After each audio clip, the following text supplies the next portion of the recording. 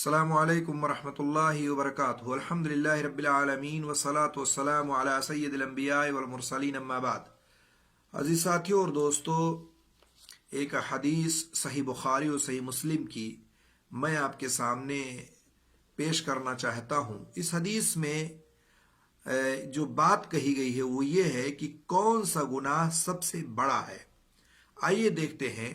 حضرت عبداللہ بن مسعود رضی اللہ تعالیٰ عنہ راوی ہیں، فرماتے ہیں کہ سألت رسول اللہ صلی اللہ علیہ وسلم ای الذنب اعظم، کہتے ہیں میں نے اللہ کے رسول صلی اللہ علیہ وسلم سے پوچھا کہ سب سے بڑا گناہ کون سا ہے؟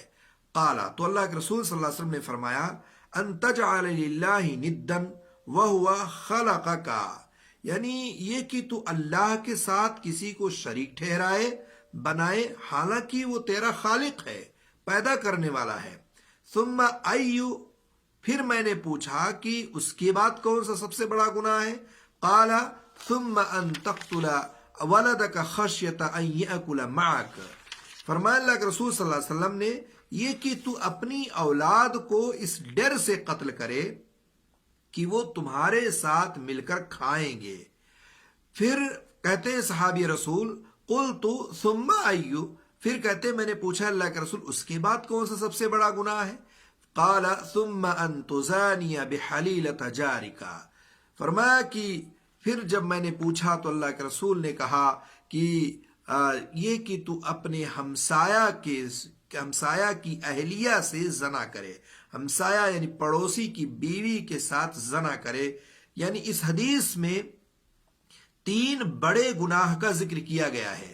پہلا سب سے بڑا شرک ہے کہ اللہ کے ساتھ کسی کو شریک ٹھہرائے، دوسرا اولاد کو قتل کرے اس ڈر سے کہ تیرے ساتھ کھائے گا، اور تیسرا یہ کہ اپنی پڑوسی کی بیوی کے ساتھ زنا کرے۔ آپ جانتے ہیں کہ پہلی چیز جو ہے شرک اتنی خطرناک ہے کہ اگر اس حالت میں انسان کی موت ہو جائے تو اس کے اوپر جنت حرام ہو جاتی ہے، اور اللہ تعالیٰ اس سارے گناہوں کو معاف کر سکتا ہے لیکن شرک کو معاف نہیں کر سکتا۔ اور دوسرے جو بڑے بڑے گناہ ہیں یعنی اولاد کو قتل کرنا اور پڑوسی کی بیوی کے ساتھ زنا کرنا، یہ دونوں بہت بڑے گناہ ہیں۔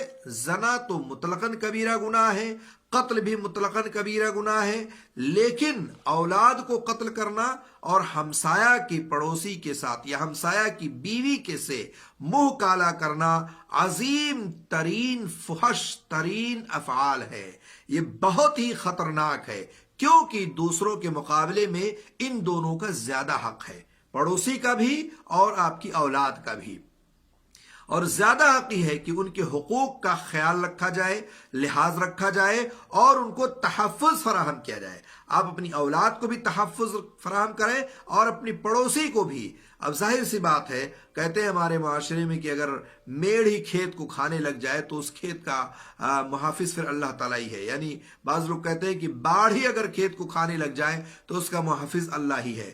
تو اگر پڑوسی کی بیوی کے ساتھ ہم بستری کرے اور زنا کرے، اگر باپ ہی بیٹے کو قتل کرنے لگ جائے تو پھر اللہ رب العالمین ہی نگراں ہے، اللہ تعالیٰ ہی محافظ ہے۔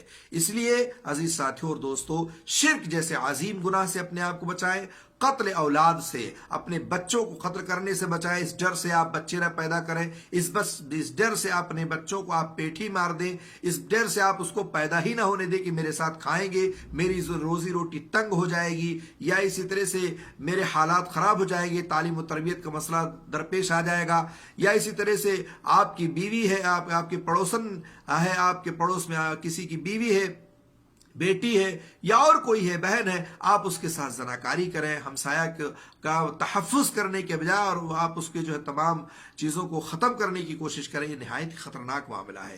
اس لیے شرک سے بھی بچیں اور ان 2 بڑے بڑے گناہوں سے بھی بچیں جو ہمارے لیے بہت ہی خطرناک ہے۔ اللہ تعالی ہم سب کو توفیق دے کہ ہم شرک جیسے عظیم گناہ سے اپنے آپ کو بچا کے رکھیں، اور قتل اولاد اور ہمسایہ کی بیوی سے جو انسان زنا کرتا ہے، اللہ تعالیٰ ان تمام چیزوں سے ہم لوگوں کو محفوظ رکھے۔ آمین رب العالمین۔ والسلام علیکم ورحمۃ اللہ وبرکاتہ۔